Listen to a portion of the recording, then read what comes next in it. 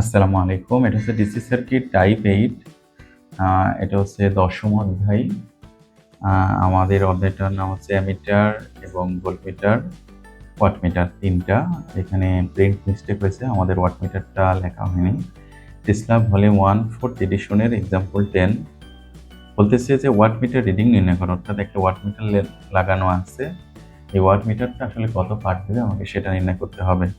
আর বলতেছে যদি প্রেসার কয়েলের রোধ ২ নম্বর বলছে যে আরপিসি সমান ১০০ ওহম এবং কারেন্ট কয়েলের রোধ আরসিসি সমান 1 ওহম হয়, তবে ওয়াটমিটার রিডিং নির্ণয় করো এবং ওয়াটমিটার ত্রুটি বা এরর নির্ণয় করো। ওকে, তাহলে আমরা দেখতে পাচ্ছি যে এই ওয়াটমিটারটা ধরলাম এটা দুইটা আইডিয়াল। তাহলে আইডিয়াল অবস্থায় আমার পার্ট দিবে, সেটা কি সেটা আমরা দেখি কত পার্ট দেবে। তাহলে আইডিয়াল অবস্থায় সিসি যে জায়গাটায়, সেই জায়গাটায় আমার অ্যামিটার লাগানো আছে, এই জায়গায় ভোল্টমিটার লাগানো আছে, অর্থাৎ এই ৪ এবং ৩ ও ৭ ওহম রোধের প্যারালালে কিন্তু ভোল্টমিটারটা লাগানো আছে।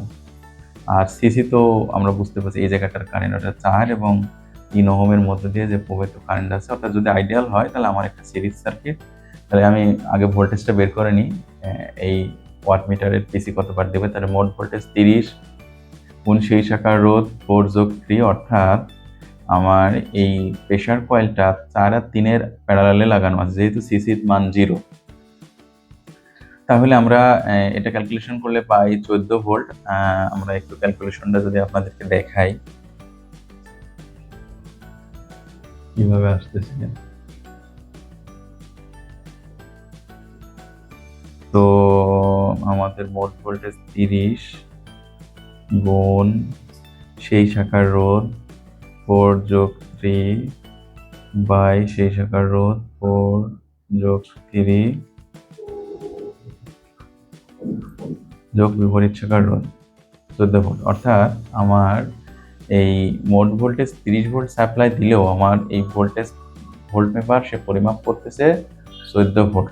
এইটুকু যদি আমরা লোড ধরি, এবার কারেন্ট কয়েল আছে এই জায়গাটায়, অর্থাৎ এই জায়গা দিয়ে যতটুকু কারেন্ট আছে ততটুকু। অর্থাৎ এটা যদি একটা সিরিজ সার্কিট হয় তাহলে আমরা কারেন্ট সমান মোট ভোল্টেজ বাই মোট রেজিস্ট্যান্স ৮ ৪ আর ৩, তাহলে আমার মোট কারেন্ট হয় ২ অ্যাম্পিয়ার।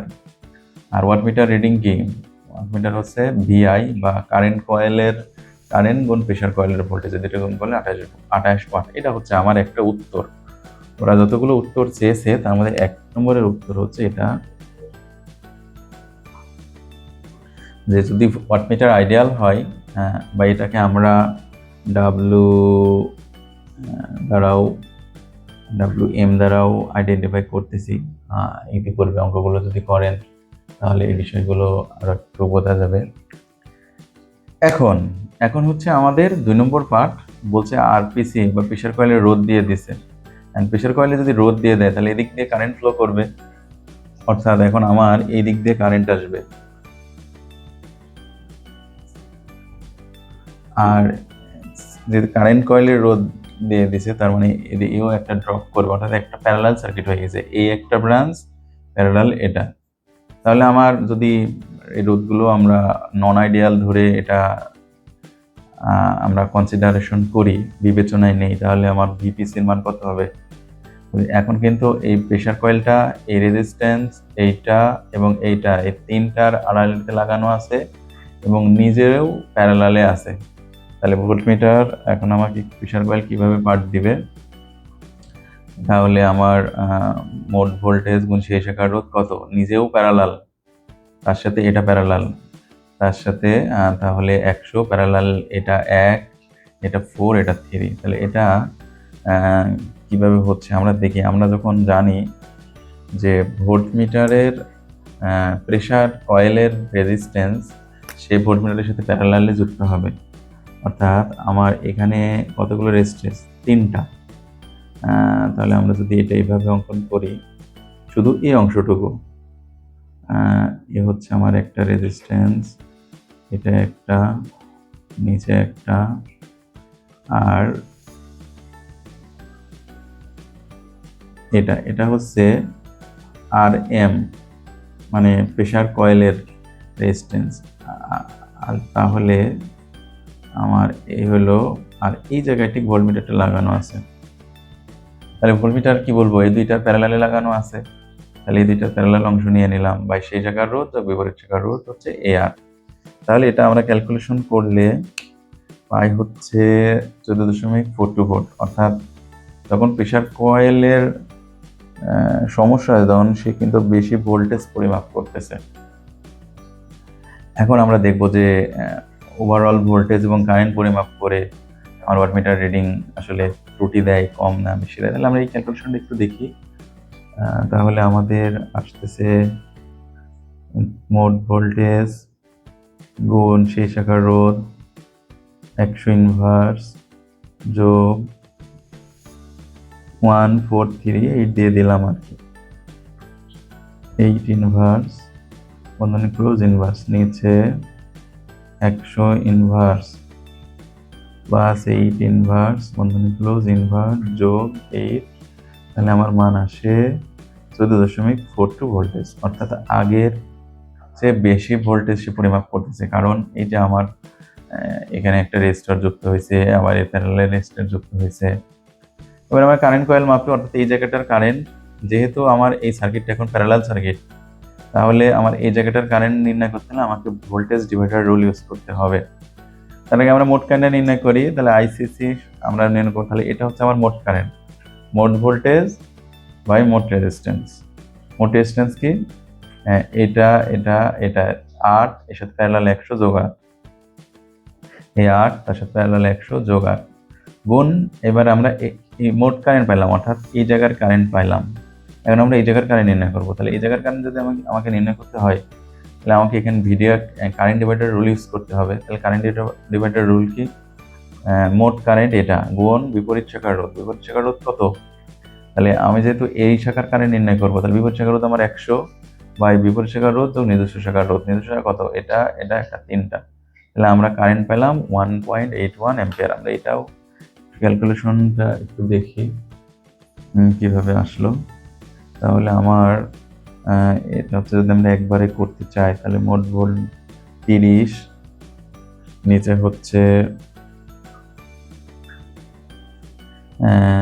আমরা এখানে একটু সাইডে করে নিলাম, তাহলে 30, নিচে 100 ইনভার্স যোগ, আমরা এটা 8 ইনভার্স দিয়ে নিলাম, 8 ইনভার্স বন্ধনী ক্লোজ ইনভার্স যোগ 8, এটা হলো আমার মোট কারেন্ট কত, 1.94।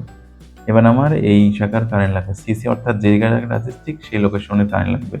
তাহলে সিসির বিপরীত শাখা কত, এই শাখা 100 বা বিপরীত শাখার রোধ 100, তো নিজস্ব শাখার রোধ হচ্ছে 8, সমান দিলে আমরা পাই 1.802, অর্থাৎ 1.81 লেখা যায়। তাহলে আমরা এই জায়গায় একটা বন্ধনী দিতে পারি।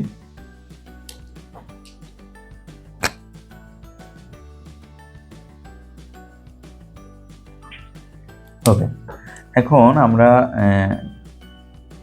সেকেন্ড টাইম যখন এই কারেন্ট কয়েল এবং প্রেসার কয়েল নন আইডিয়াল হলো, তখন আমরা দুইটার মানই পেয়ে গেলাম। এখন আমরা তাহলে ওয়াটমিটার রিডিং পাইলাম কত, 26 ওয়াট। দেখেন আগে আইডিয়াল অবস্থায় আমার রিডিং ছিল 28 ওয়াট, নন আইডিয়াল অবস্থায় 26 ওয়াট, অর্থাৎ আমার ওভারঅল কিন্তু লস হয়েছে। তাহলে এখন আমি ওয়াটমিটার রিডিং পাইলাম 26 ওয়াট। এটা আমার দ্বিতীয় প্রশ্নের উত্তর চাওয়া হয়েছিল, যদি প্রেসার কয়েলের রোধ 100 ওহম এবং কারেন্ট কয়েলের রোধ 1 ওহম হয়, তবে ওয়াটমিটার রিডিং নির্ণয় করো এবং ওয়াটমিটার ত্রুটি নির্ণয় করো। তাহলে এটা আমার একটা অ্যান্সার, তাহলে এটাকে আমি একটা অ্যান্সার লিখতে পারি। এটা আর একটা অ্যান্সার, এই পার্সেন্ট অফ এরর সূত্র আমরা জানি, WM মানে WM প্রাইম বাই WM গুণ 100, তাহলে এই মানগুলো বসালে আমাদের এরর আসে 7.14%। তাহলে নন আইডিয়াল হলে কিন্তু বিদ্যুৎ বিতরণকারী প্রতিষ্ঠানের লস, কিন্তু গ্রাহকের কোনো লস নাই যদি আমাদের ওয়াটমিটারের কারেন্ট কয়েল এবং প্রেসার কয়েলের নিজস্ব রোধ থাকে। তো এভাবে আমরা ওয়াটমিটার রিলেটেড অঙ্কগুলো সলভ করব, আশা করে বুঝতে পারছেন। এরপরেও যদি আপনাদের কোনো সমস্যা মনে হয়, তাহলে আপনারা কমেন্ট বক্সে জানাবেন, প্লাস আমাদের সাথে কন্ট্যাক্ট করতে পারেন হোয়াটসঅ্যাপ নাম্বারে। আপনাদেরকে সব রকমভাবে সাহায্য করার চেষ্টা করবো ইনশাল্লাহ। আসসালামু আলাইকুম।